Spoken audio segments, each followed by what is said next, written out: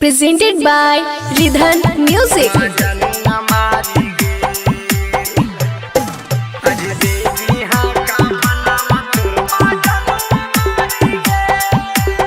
Bholenath recording studio Banawar Bishunganj.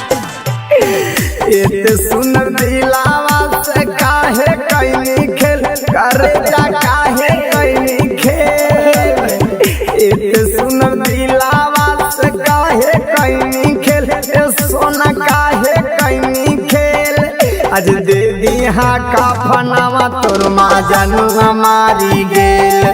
आज दे दिहा का फनावा तोर माँ जानू हमारी गेल। जियत जिंदगिया में भेजी देनी जेल करे जा भेजी देनी जेल। जियत जिंदगिया में भेजी देनी जेल सोना भेजी देनी जेल। आज दे दिहा का फनावा तोर माँ जानू हमारी गेल। आज दे दिहा का फनावा तोर माँ जानू हमारी गेल।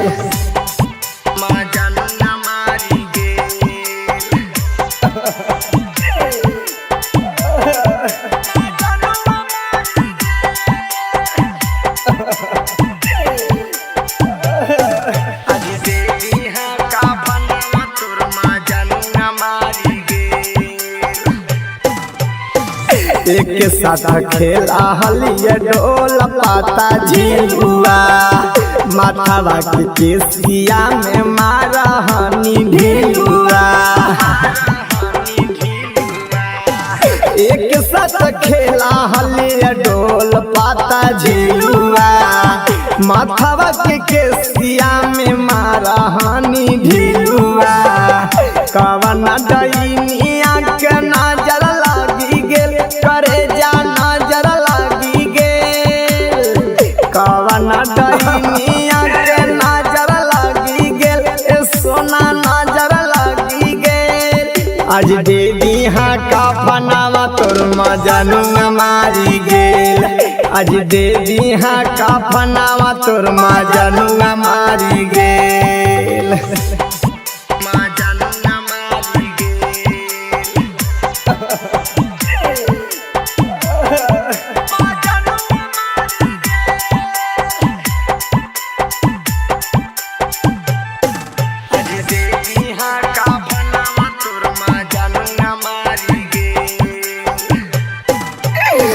तोरे सुरतिया में बस हलई दी लगे।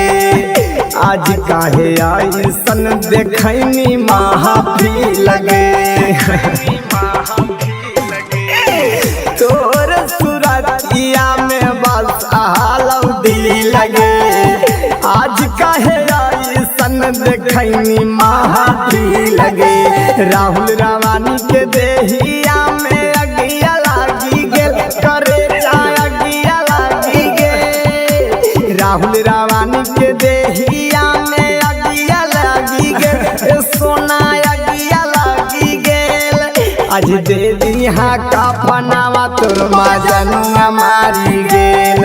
आज दे दिहा का फनावा तोर माँ जानू हमारी।